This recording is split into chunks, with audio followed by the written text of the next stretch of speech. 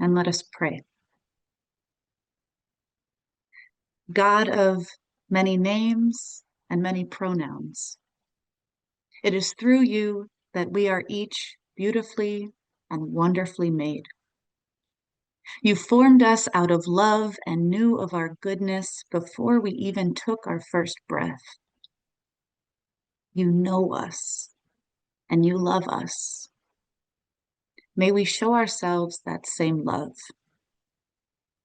When we're learning who we are, may we love ourselves as you love us. When we've been pushed to the margins, may we love ourselves as you love us. When we discover new things about ourselves, may we love ourselves as you love us. And when others are learning who they are, may we love them as you love them. When they've been pushed to the margins, may we love them as you love them. When they discover new things about themselves, may we love them as you love them.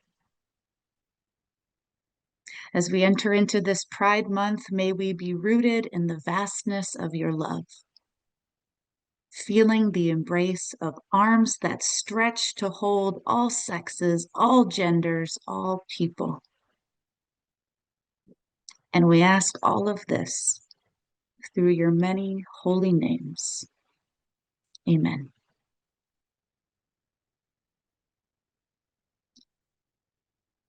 All right. It is my joy and my honor to get to introduce Dr. Ish Ruiz tonight. Ish, thank you so much for being with us. I want to share a little bit about who Dr. Ruiz is and what he brings to our conversation. So, Dr. Ish Ruiz is an assistant professor of Latinx and Queer Decolonial Theology at Pacific School of Religion and holds a Ph.D. in Theology and Ethics from the Graduate Theological Union. He is also the coordinator of the Latinx Roundtable of the Center for LGBTQ and Gender Studies in Religion, housed at the Pacific School of Religion. A native from Puerto Rico and a queer Catholic theologian, Ish's research interests explore the intersection between Catholic moral theology, queer theology, Latinx theology, ecclesiology, sexual ethics, liberation, human rights, and Catholic education. He's also an author. He's the author of LGBTQ Educators in Catholic Schools, Embracing Synodality, Inclusivity, and Justice, and a co-editor of Cornerstones, Sacred Stories of LGBTQ Employees in Catholic Institutions.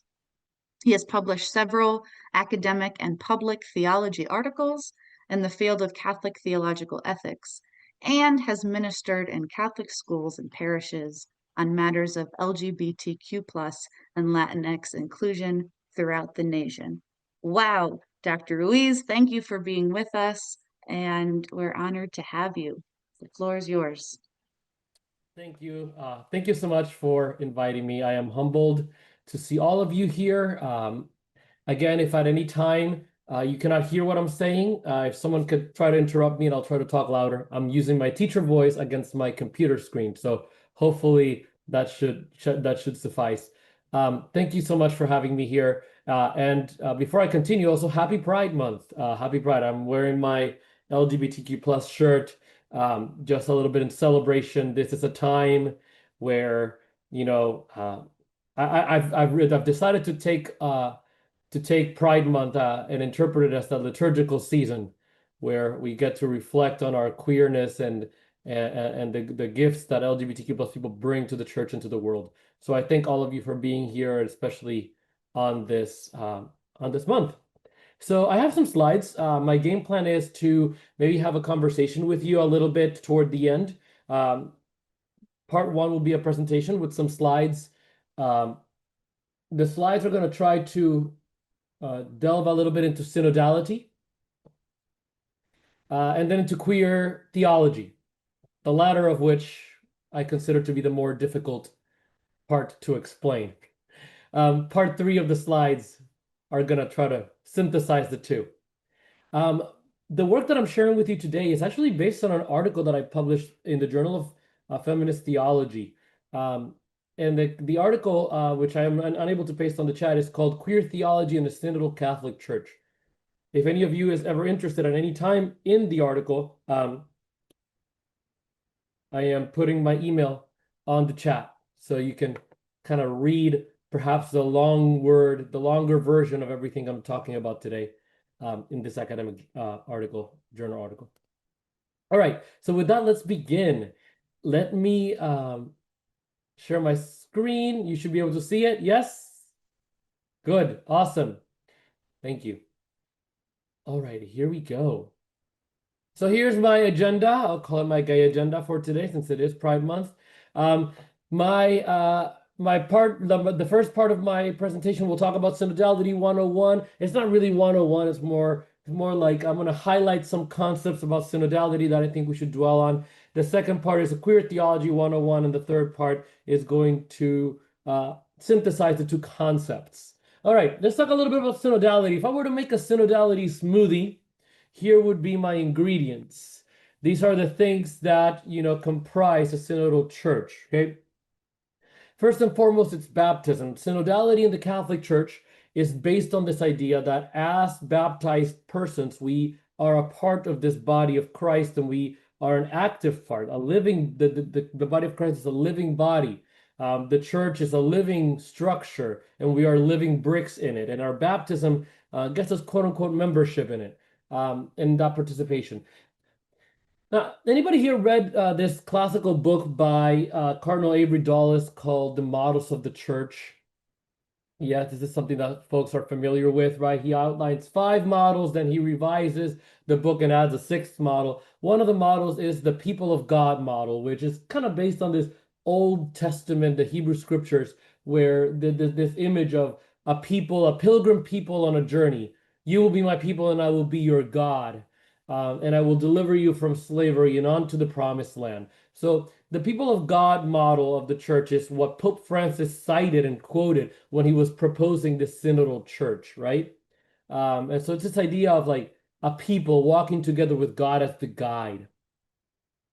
Third is the teaching on conscience. Each human being kind of has this internal compass that kind of tells us, or tells us what God, where God is guiding us, right? So that's the conscience. I can spend a lot of time talking about the conscience.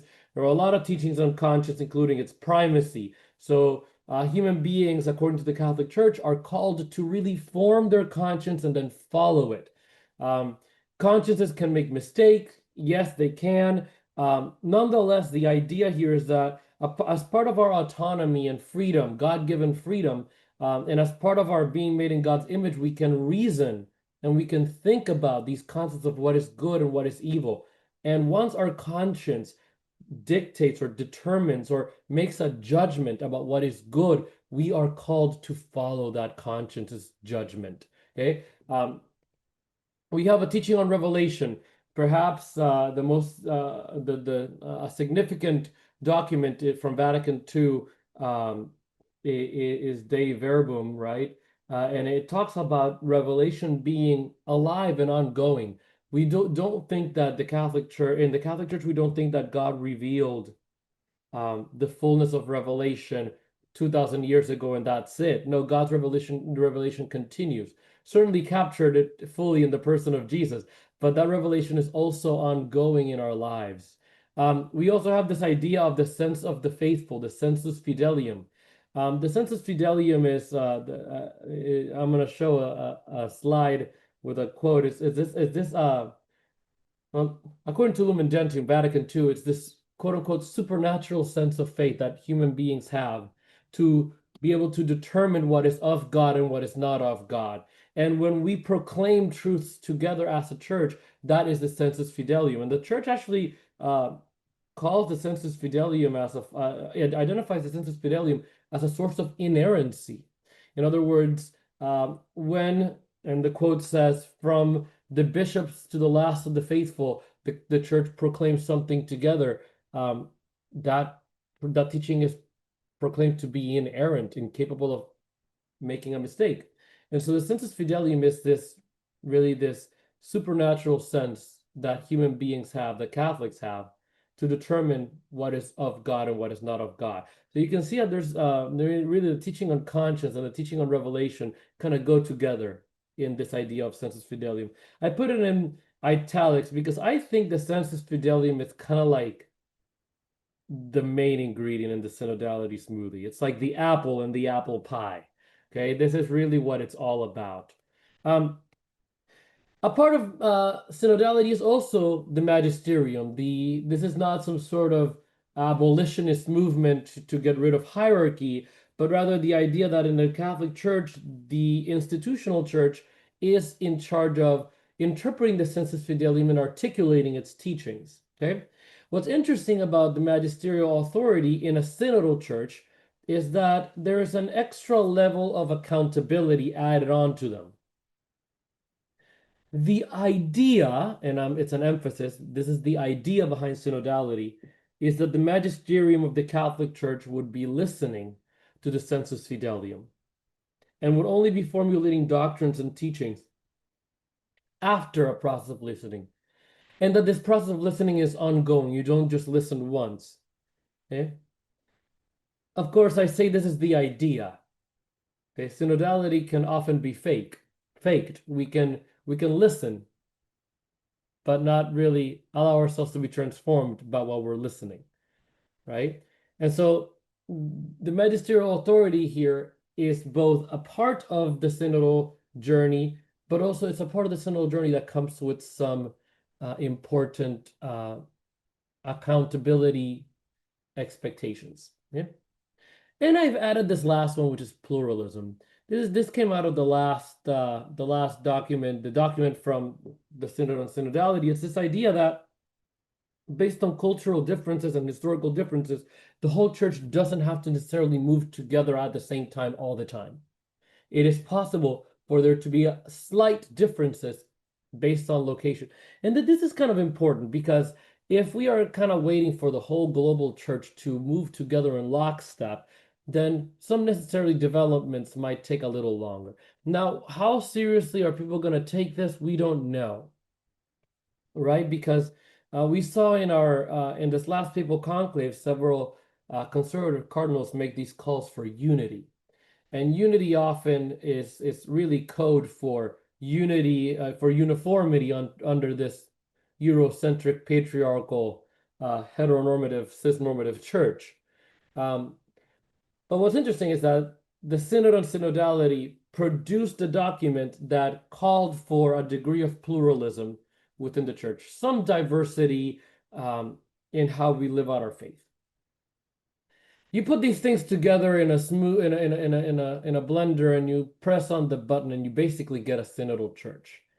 The synthesis of all of these things together is there. Obviously, what is new here is that or what is innovative, and by innovative, I don't mean, I mean Vatican II innovative, is really the emphasis on the people of God as an avenue for revelation.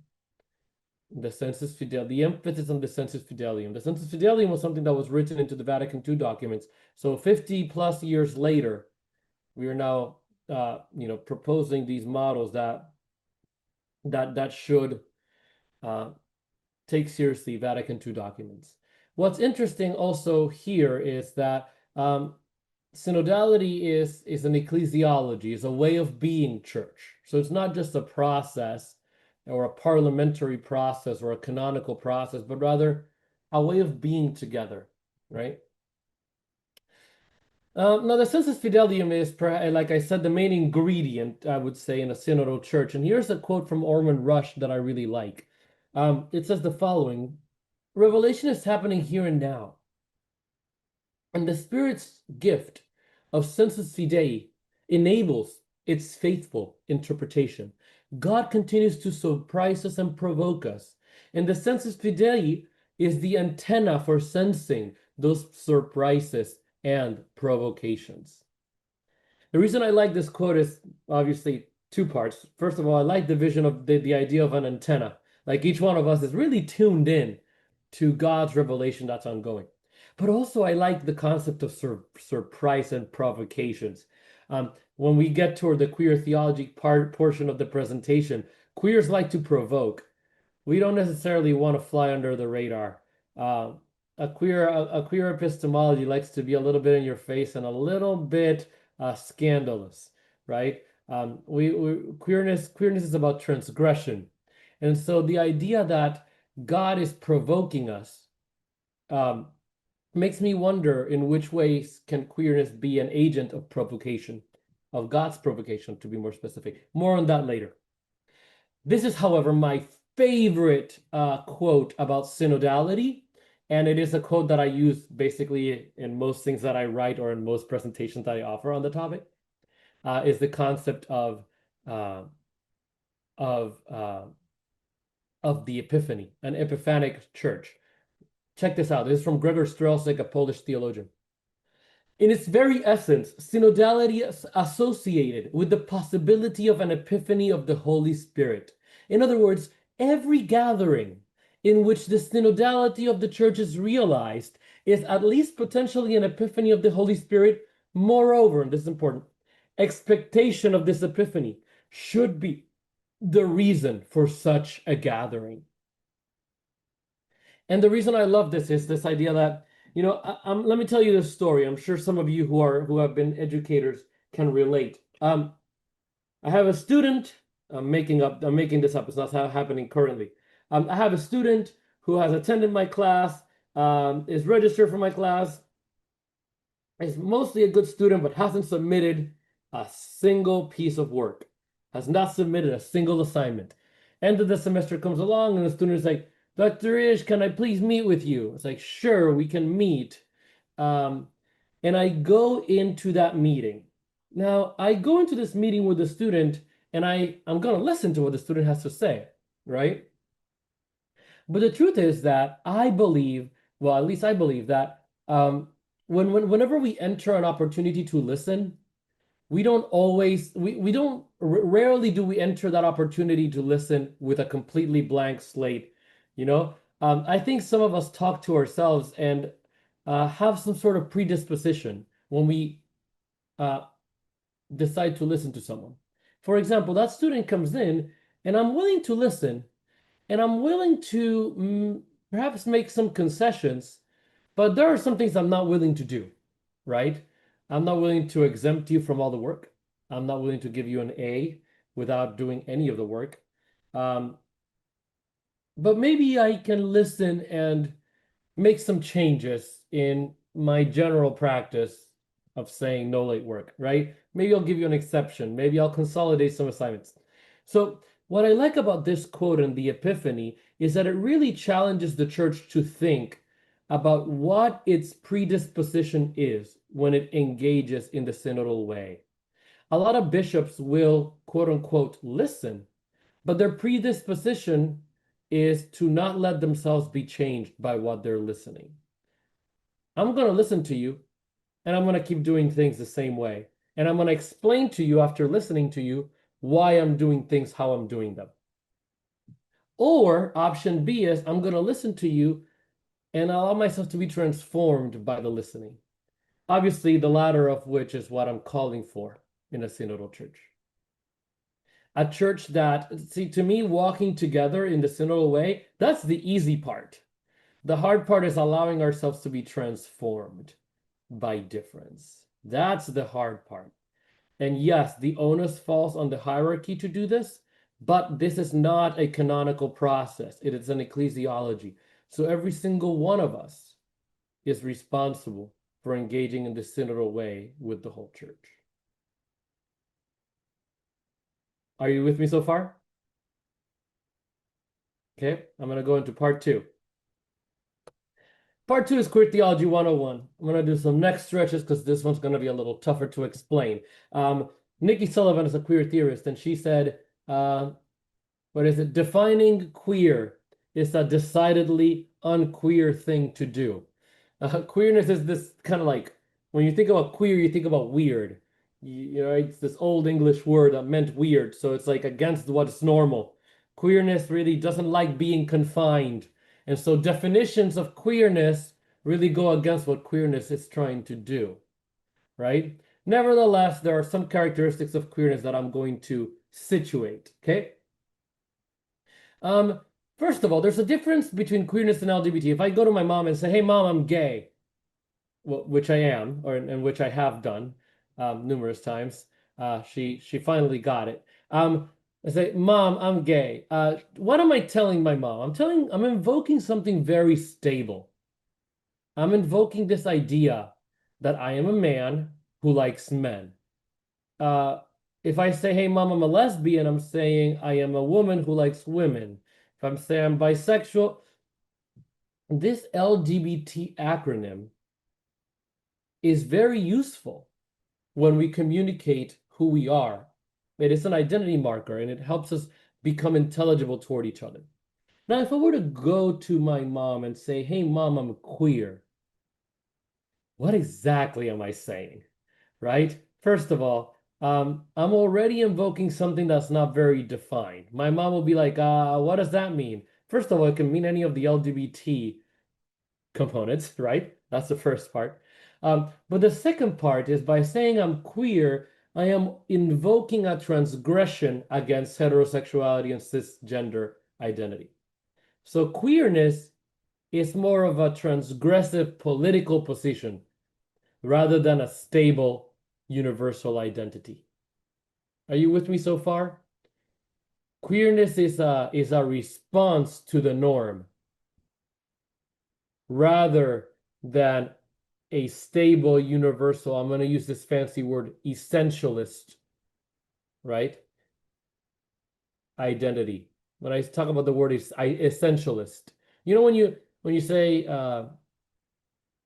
when someone asks you when you are explaining something to someone and then that person repeats back, is this what you're trying to say? Are you trying to say X, Y, and Z? And you say essentially, right? What does essentially mean? It means you grasped the main components, the essence, the heart of that, right? When I think about essentialism, I think about the prefix, the suffix ness. There's a ness, an essence to things. For example, I have a creature sleeping behind me on this couch. It's a black creature, so you might not see him, but it has a snout, it barks, it wags its tails, it has fur. See, I haven't told you what it is, but you already know that it's a dog. Why? Because I've described some essential components of dogness, right? So when we look at the words LGBTQ, they invoke an essence. There's a lesbianness that we understand. There's a gayness that we understand. Now, when I say the word queer, there is no essence, no ness, okay? People use the word queerness, but not in the same way. Queer is meant to be this amorphous, not necessarily clearly defined, not very stable thing. And it's not meant to be. Okay? So the word queer again means weird, so it's really a transgression against what is normal. And I am going to commit an act of heresy against the mother monster Lady Gaga on Pride Month of all months, to say that queerness will rebel against the born this way argument, right? We're not interested in making arguments about how we came into queerness. I personally actually think the born this way arguments are very weak arguments. They tend to be very, they tend to contain an apology. If I were to say, hey, I'm gay, but I was born this way, you know, we tend to say these arguments as like, please don't hate me, I couldn't help it. They contain, in my opinion, an implicit apology. So here's what I want queer people to say. Let me rephrase that. Here's what I want queer people at one point in their lives to be able to say. I don't know if I chose to be queer or not, but if I could choose to be born again and I could choose to be queer, I would choose it all over again. Okay? That's the position I want queer people to be able to espouse. And I get it that different people in different locations, and so this isn't, I'm not faulting queer people for not saying that because their circumstances and their life, right? But I'm going to say it this way. I want to create a world where people can freely say that. Okay? And so queerness then becomes this act of something that I am taking ownership of. Okay? And I want to say, like, I love being a gay man. I love being queer. No offense to my straight siblings, and I have two younger straight brothers, but I would not want their lives. They're cool and all that, and trust me, plenty of privilege that comes with it. But also, like, I don't want it. If I could choose to be born again and be born queer or choose to be queer, I would, hands down. No offense to my cisgender people in the room. So that's what I want queer people to be able to say, right? And so queerness now becomes this political statement, okay? There are some foundations to queer theory, and there are two figures that are the founding figures, or at least two figures that I will highlight as founding figures. One of them is Michel Foucault, who talks about discourse. Discourse is a question of power. At least that's how I conceive it. It can be conceived in many ways. Michel Foucault talks about discourse as a practice in which we talk about something and create what we're talking about. Let me give you an example and relate it to homosexuality. Michel Foucault argues that a homosexual identity, meaning when I say I'm a homosexual, I identify as one, I grab the identity and I put it on, that identifying as a homosexual only happened after the 1860s, when the medical psychological field, this field of psychology, which was very new, decided to study men who had sex with men and then published this study labeling them homosexuals, right?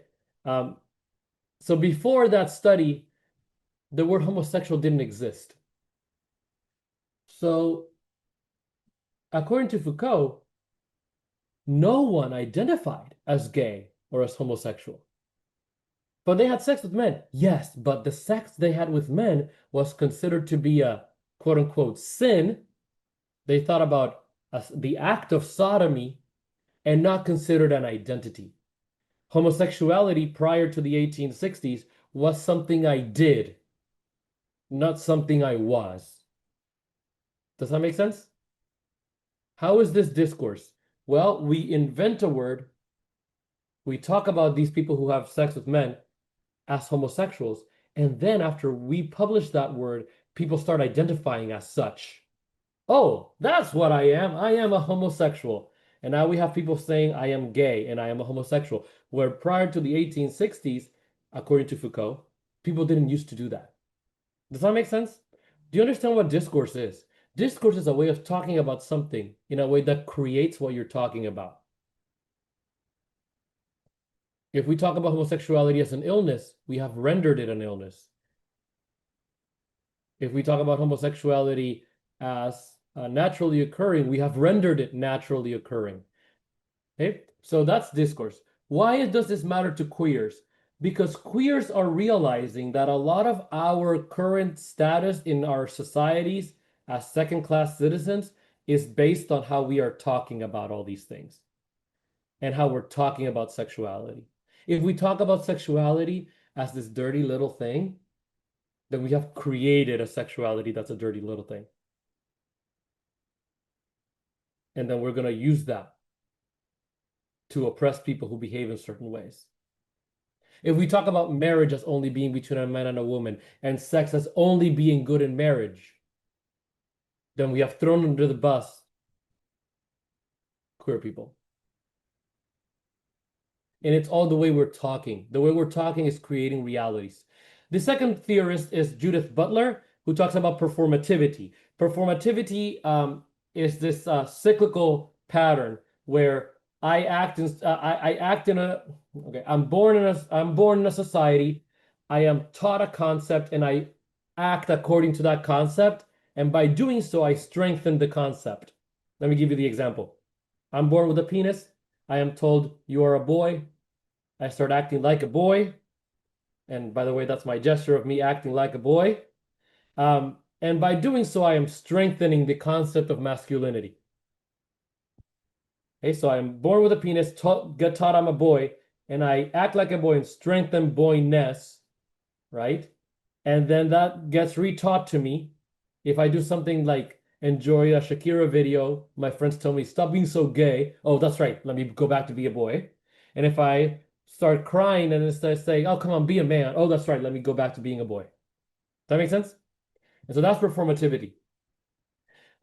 The idea behind queerness is that we are going to use discourse and performances to transgress against oppressing norms. So what is drag? Drag is not just cross-dressing, it's intentional cross-dressing. It's destabilizing the idea of gender. It's destabilizing the idea of heterosexuality. Okay? It is discursively, the way we talk, and performatively, the way we behave, destabilizing norms. When you go to a pride parade and you see a transgender person with their breasts, a transgender woman with their breasts out, they're not trying to seduce you. It's not all that, but rather they're trying to performatively give an image, provide an image of a different truth. Like, hey, not all people born with penises, people born with penises can't have breasts. People born with penises, they are trying to break in. They're trying to discursively and performatively transgress against this idea of cis normativity. And also they're trying to transgress against the idea of decency. Because like sometimes it's like, oh, well, no, you better cover up your breasts. That's indecent. No one's asking me to cover up my male breasts. And I mean, male nipples look a lot like female nipples, really. But yes, but for women, no, you got to cover up your breasts.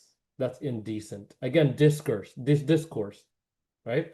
So and often this language of decency and indecency is used to keep queer people in a closet. All right, so queer theology, right, is beyond apologetics. It's not like I'm sorry to be gay. On the contrary, I'm going to adopt this worldview where I'm going to transgress against oppressive norms. So I have a particular understanding of the world as a queer person because I'm looking at where these norms are. Okay. Theological queerness is a theological epistemology. So I am looking at our church and our theology and trying to figure out what norms it is promoting. And I'm going to transgress against some of those that are not that are oppressive. Okay. To enter the realm of queer theology is to say God is queer. Not because I think God is gay or transgender, therefore I must be okay. That's an apologetic. But rather to say God is queer is to say God is here to transgress, right? We have the idea that God transgressed against life and death, against the binary of human and divine in Jesus, right? And of course, we have this woman that is both a virgin and a mother. So there are all these transgressions in the Christian story against these rigid labels, and God transgresses against them. So God pays attention to how we think and how we construct meaning. God transgresses against oppressive normativity. Think about Jesus. Jesus loved to shock people, right? So Jesus was transgressive. So queer epistemology is this invitational idea, this invitation to everybody to really look and transgress against some of the norms that oppress us. Okay. Also, I want to end this section on this idea of joy, right? We find grace and joy every day, despite, or might we say, in, with, and under impossibility and non-viability. The appropriate theological terms for these glimpses of reality that cannot be explained and are yet undeniably real might be grace. They surprise us at the margins of any system in our most aspirational as well as our most hopeless hour. This is important. Both in divine queerness and in the queerness we encounter in the real lives of real people, we find parables, signposts of revelation, and thus hope, rather than merely frustration and despair. What do I want to say with this? Like sometimes when we think about queerness as transgression, we think about queerness as a fight, as a struggle. And it is, but there's also a lot of joy and grace in being queer. There's also a lot of beauty in being able to walk into a church holding hands with my same-sex partner and transgress against that. Like there's a beauty and a joy here. And so authenticity and joyful expressions of queerness. I'm going to use this word, which, I learned about a year and a half ago, like that applies to trans people. Gender euphoria is something that we don't talk about enough. We talk about the dysphoric part. So we talk about queerness often as the struggle, as the cross we bear, but not as the joy. Okay. So in other words, queerness, I think, is an ethic of hope. Right? And that's queer theology in 3 slides and 15 minutes. I teach a semester-long course on this, so I don't even know if I did it justice. But let's finish and talk a little bit about synodal church. This is just one slide I have. Synodality and queerness, right? There are the first step is LGBTQ plus inclusion. Let's have queer people have a safe space in the church and let's value the gifts that queer people bring to the church. Okay. And yes, the bouquets and the drapery and the choir are one of them, but there's a lot of gifts that queer people, because they're queer, bring to the church, right? But that's just the first step. And frankly, in many places, that's a difficult first step to even achieve. So I get it. But what I want to propose today is a longer view, a queerness that I want us to adopt in this Catholic Church, in the Synodal Church. The idea here is that synodality, if we walk with queer people and we hear their witness and we take their sensus fidelium seriously, it should lead us to an awareness and a critical inquiry of normativity. We should be aware and we should question these norms that our Catholic Church often proposes. And these norms are not just sexual, they're also racial, they are gendered, which is part of sexual, of course. There are questions of socioeconomic status. We talk about a lot about serving the poor and helping all the. So we are discursively creating realities as a church, and we're not always aware of the realities we create by talking about some things. So we have to be aware of the impact of our words and our theologies and our ideas. Second is, of course, being self-critical of our theology and being able to revise it when necessary. The Catholic Church has locked itself into this trepidatious position where they only consider, when they consider themselves to, already be this possessors of immutable, perfect truth. And I think we've backed ourselves into a wall as a church with this obsession toward inerrancy, infallibility, and immutability, as if any institution ever could make those claims, right? And so there's a question of power and institutional power. A queer epistemology would challenge those claims and say, no, the Catholic Church is very much a construct, and theology is very much a social construct. And our culture influences how we create theology. And we need to be able to adapt, change, transgress against some of these norms when we need to. And finally, there's a privileging insights. I don't want to look at queer people as these poor people who need help, but rather as people who have a privileged viewpoint, an understanding of a queer God, and of human creativity. Queerness, this is a slide I had to erase, is the idea that queerness is also creative, because to step out of a norm means to create something that is not a part of that norm. Okay, and so we really rejoice in the co-creative component of humanity through our queer epistemologies, through our queer theology. So queer theology is really about that. And if we are a synodal church that takes into account a queer epistemology, then we are we got to open ourselves up to being surprised and provoked by the queer transgressions. Almost like prepare yourself to be transgressed against. Okay? There are obviously some institutional implications, and I'm going to leave this for our discussion, right? But what are some structures that the Catholic Church can establish that would promote both a synodal church and, though it's far-fetched as of now, a queer epistemology that would open our church to a queer way of thinking, to really transgressing against some norms, because that's what Jesus and God more broadly do. Okay. With that, again, I thank you for paying attention to this presentation. It was short, at least it felt short to me. And I again wish you a happy Pride and thank you in advance for engaging. At this point, I'm gonna turn it over to our moderators. Are you the ones that want to facilitate the discussion? Yeah. Okay. Turn it over to you, and I look forward to some conversation.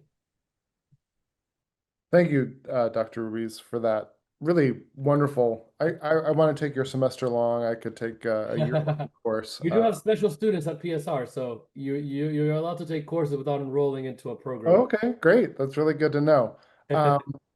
So give me just a second here. I've got to click a few buttons, but for all of you who would like to weigh in here, down at the bottom of your screen, you see a little react button. It looks like a heart, and you can click on that, and that will give you the ability to raise your hand. So if you click there, there's a little raise hand button at the bottom.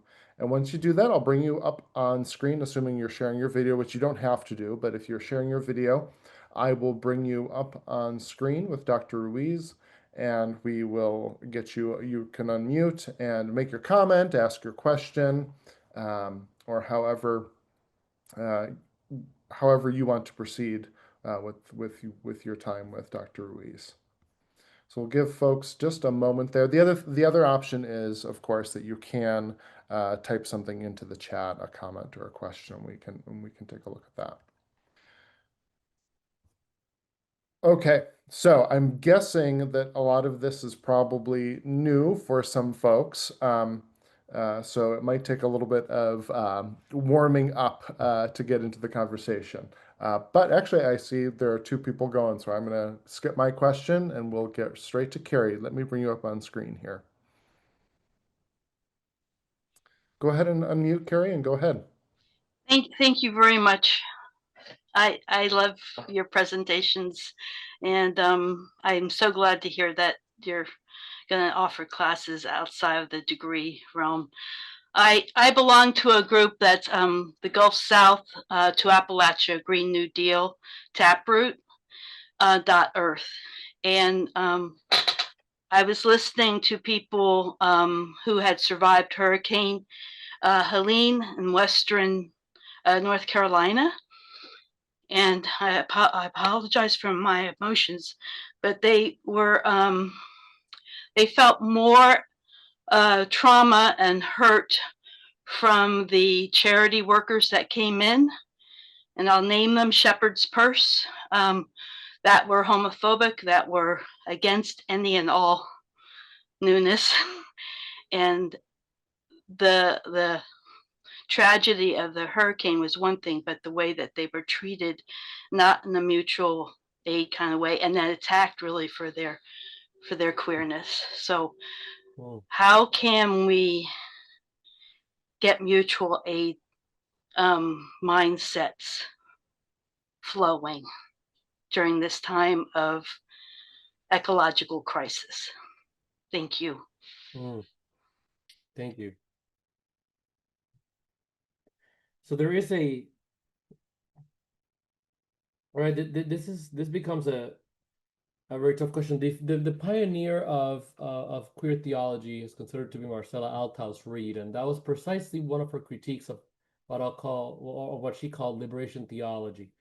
Liberation theology, right, developed in South America originally, and it's the idea, it decenters the church. The church is not about really the Europe of it all and the praying and the sacrament. That's a part of the church, but at the heart of the church is this idea of the preferential option for the poor and vulnerable, right? This idea that that Jesus came here really to liberate the poor and to liberate the vulnerable, be with the vulnerable.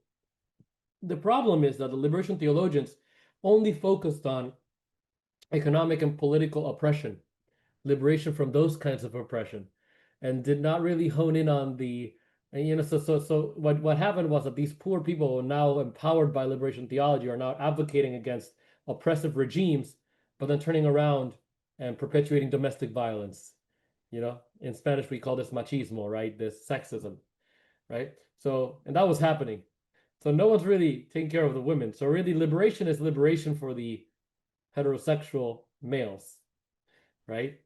And so it really defeats the purpose of liberation theology. So queer theology actually originally emerges as a critique of liberation theology for not going far enough to liberate from normativity, not just political and economic oppression, but these norms that oppress us.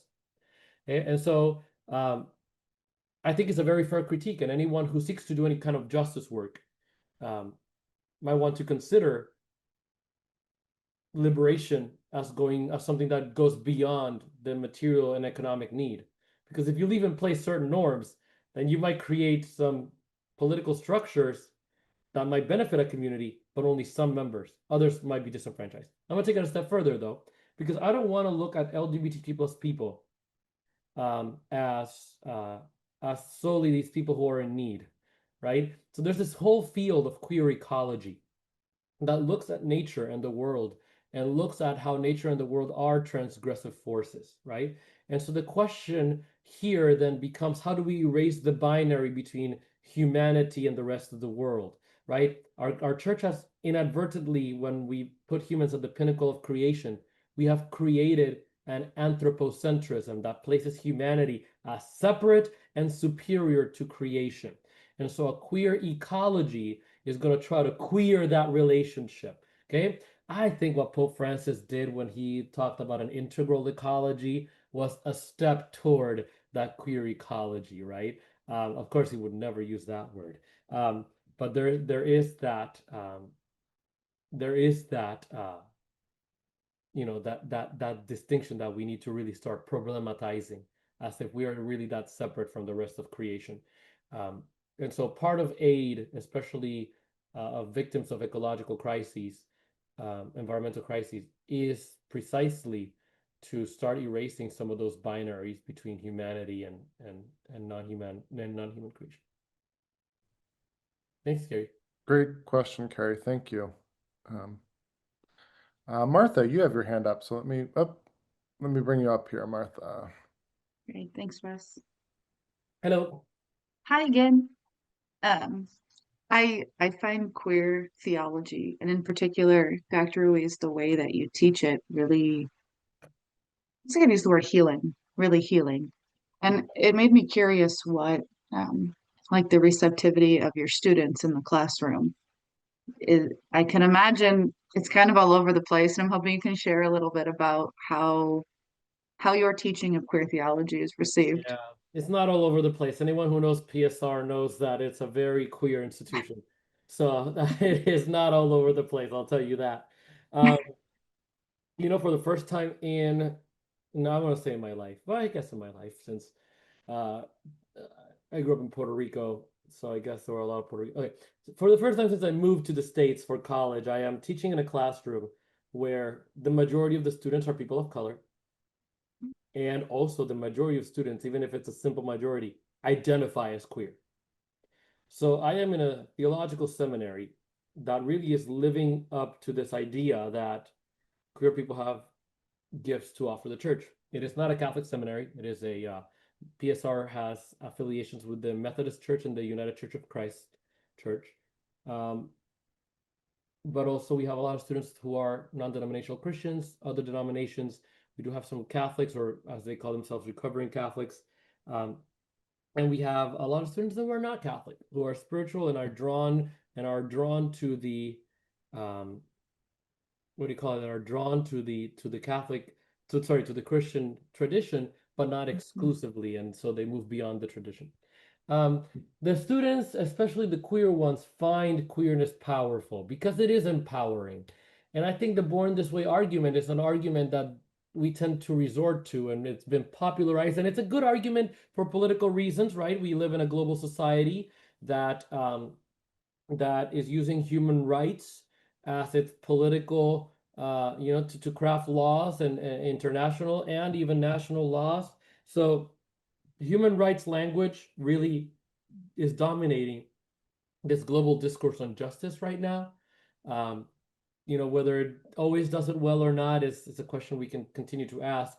But because of this human rights language that the world has adopted, we really like the idea of the natural, right? If I'm born this way, if this is an essential component of biologically how I'm wired, then I can make a case for why I deserve certain rights, right? And so it's a very pragmatic argument in our current society. The problem with it is that it does contain that apology.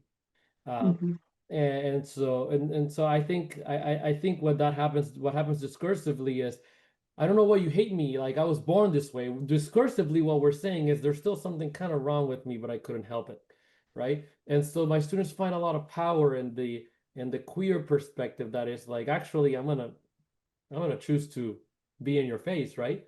And I think they rejoice a lot in it.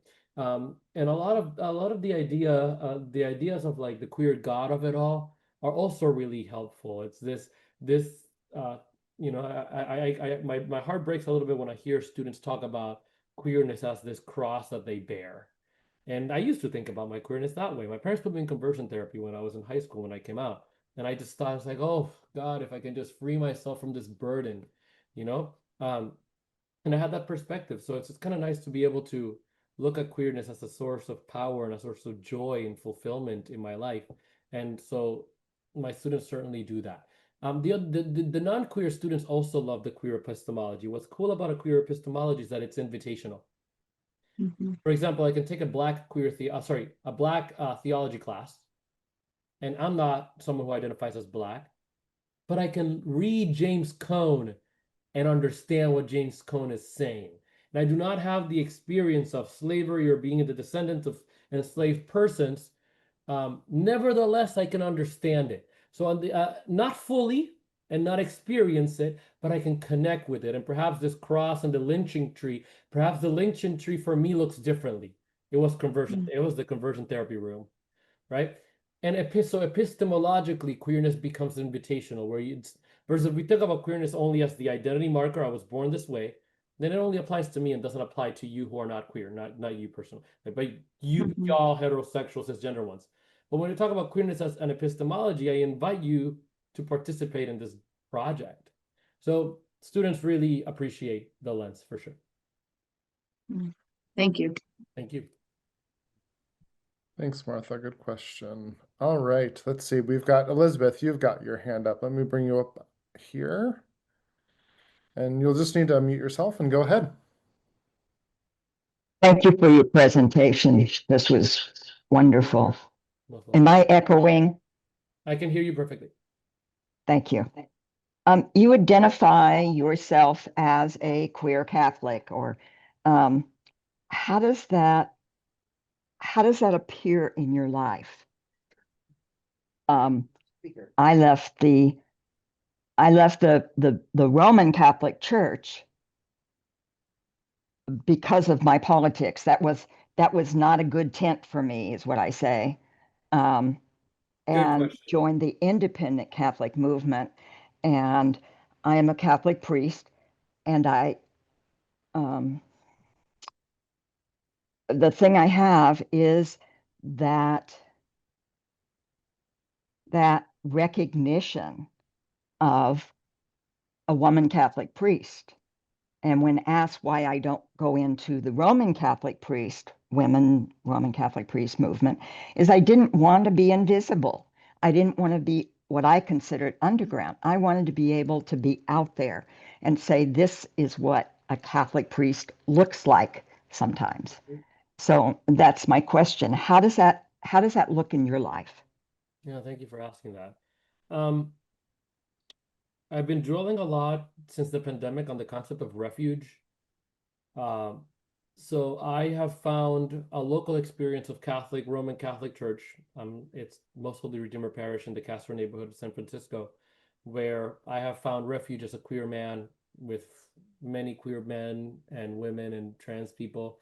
I found the Marianist religious order is where I grew up in. And so I found the Marianists to be my spiritual home as well. And so I do a lot of work with the Marianists in creating these places of refuge.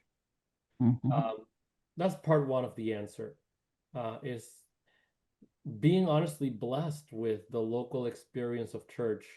And and it allows me to roll my eyes a little bit every time a bishop or the Pope does something. I roll my eyes a little bit and recognize like this will not affect me right now. Okay, so that's part one of the answer. Part two is that occasionally I will be in a hostile environment. I had an experience a couple of weeks ago that was very interesting. I was invited to a panel at the University of San Francisco. University of San Francisco is a super progressive school with gender inclusive housing, queer, non-binary theology teachers. They have an out gay priest. They are incredibly progressive. But this conference was being put on by multiple parties, and one of the parties, I'm invited to go on this panel to talk about LGBT activism. So we're looking now at social organizing, community organizing within the Catholic Church. The reason for that is that I did a lot of work with Catholic teacher unions who are trying to protect queer employees back in 2015. And that's part of my book. So they invited me to talk about LGBT activism on this panel, along with someone who was talking about women's ordination. Specifically, this woman was working with discerning deacons, so to the diaconate, and a guy who was talking about racial justice in the Catholic Church, racial justice community activism. But the title of the panel was Race, Gender, and Activism in the Catholic Church. Missing was any reference to queerness, to sexuality on the title. So when they invited me back in September, I said, can we please add the word sexuality to that? Yeah, we'll discuss it. 3 weeks before the panel, we meet to put together the panel. And I noticed that on the program, they haven't added the word. Like, hey, you haven't added this word. I made there's a racial justice person, and I'm here. This is USF, people who invited me. I know them. They know me. They know my partner. Like I'm here, like I'm talking very freely.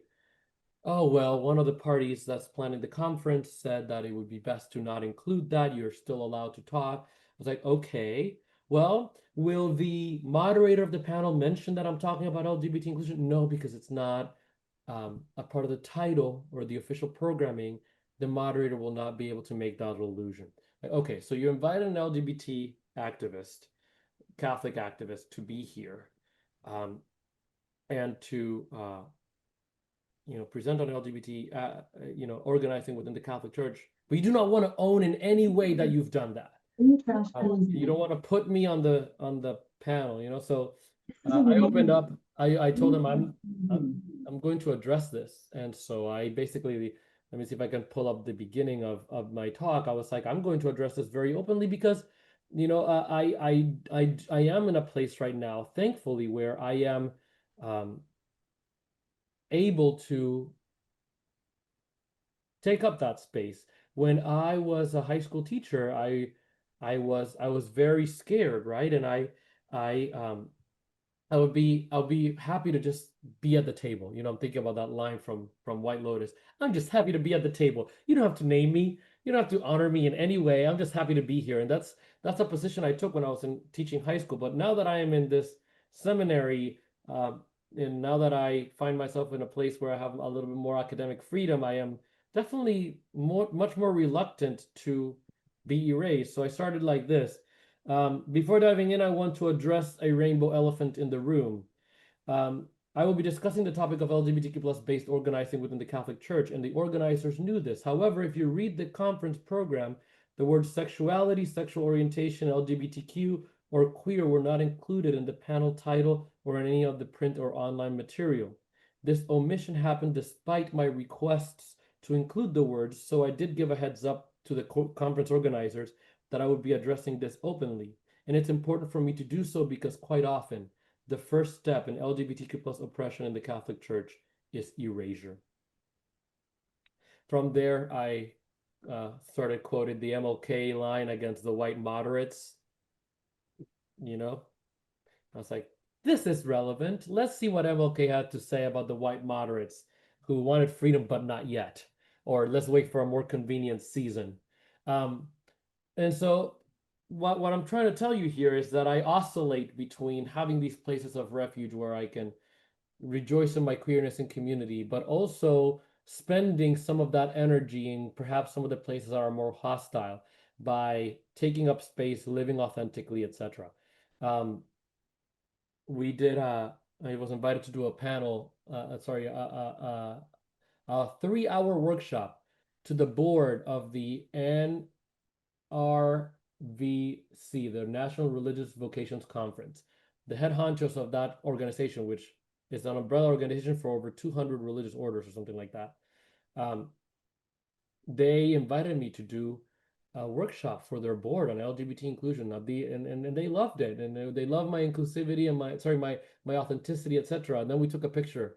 They didn't want to post that online.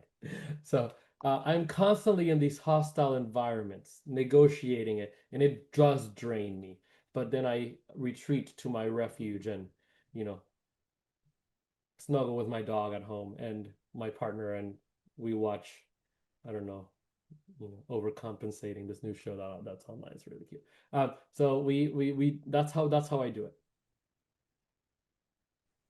Thank you very much. Great question, Elizabeth. Thank you. And Ish, I'm really glad that you are one of the people who are out there in those hostile spaces, speaking truth to power and doing exactly what queer people do, which is transgress. We're here, queer, get used to it. Yeah. It means something, yeah. Great, great. All right, I think we've got time. I'm going to bring Veronica up here on screen, Yeah. and then I'll take a look. And I think there were a couple things in the chat, but Great. we'll do Veronica, and then we'll get to the chat. Thank you for including me. I'm sorry I was late. I'm in Canada, in the western part of Canada, so I missed part of your talk, but the part I caught, I thoroughly enjoyed. Thank you for being so authentic. I really appreciate that. I belong to I consider myself Roman Catholic, but I belong to a woman priest community in Calgary, Alberta. And I feel Roman Catholic. And initially, when I joined, I felt a bit of trepidation. I was expecting the bishop to break down the door and, you know, point a finger at all of us and say, "You bad people." But that didn't happen. And so I've been able to enjoy the community being more inclusive. And what I'm trying to do in our community, we say we're inclusive, but I'm not sure we understand what inclusion means. And I like how you've gone a step. It's not just accepting, it's appreciating and welcoming and hoping to gain some insights from queerness, let's say. And I agree with you about Jesus. I think maybe he was queer. I mean, he certainly was queer, wasn't he? He I was, mean, if I was hanging out with 12 guys, what's that? if I was hanging out with 12 guys for 3 years, trust me. That's just me. Anyway, you say that being born that way is apologetic, and I don't see it that way. I see it as God made me like this for a reason. That, you know, I have some contribution to give because I'm made differently or I'm made this way, whatever way it is, authentically, I have something to offer. So I wanted to add that that's my perspective anyway. But Thank you. anyway, I'm looking forward to the recording and getting it so I can see what I missed. Thank you Yeah, very absolutely. much. Thank you. And you know, I agree with that. I agree that we can have that perspective and that this pride of like who we are. My comment was more made on about the way we deploy the argument, the way we often do deploy it. And my critique of the argument is that it really does take away our agency and and it also opens up a bunch of other doctrinal issues. Like just because you're born this way doesn't mean that that's good, right? I think people who can be born with, you know, maybe some angry tendency doesn't mean we should act on it all the time. We're born with a lot of traits that we don't necessarily have to respond to and act to in a certain way.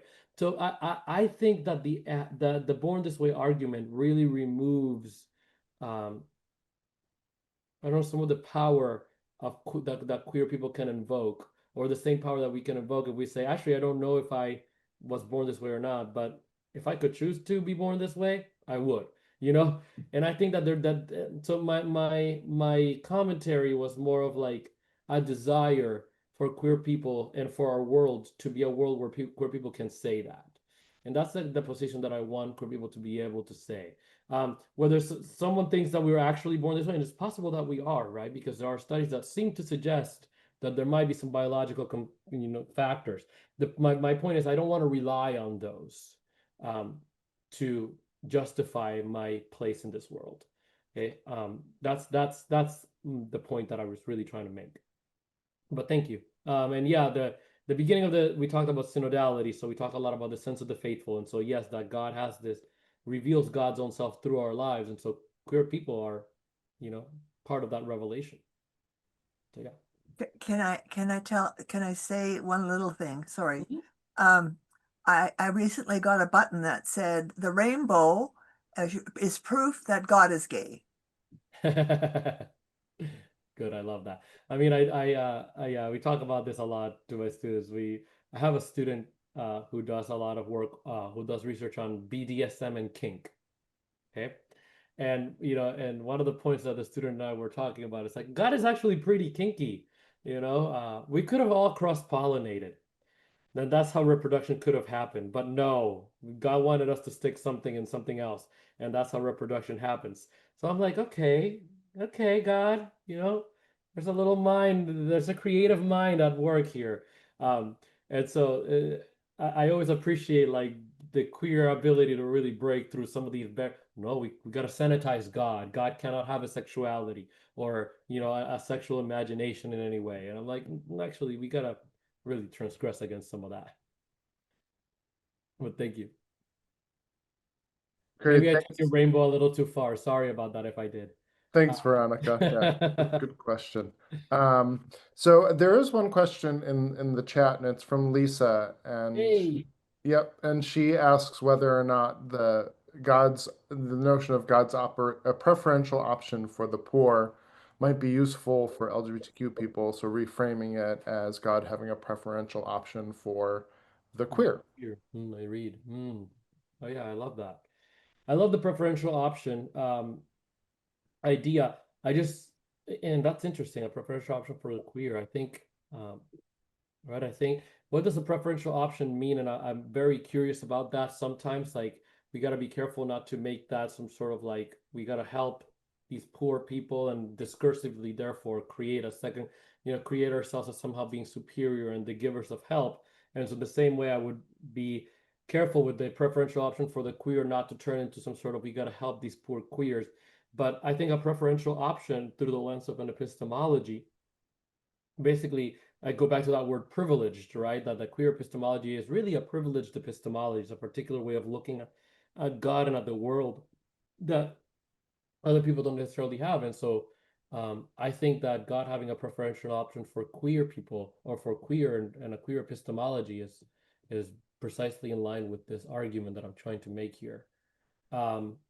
So yeah, and Lisa Fulham was my advisor. So Carrie, you're not when I was a student at GTU, and my teacher. So Carrie, there are 3 generations now of teacher and teacher and teacher.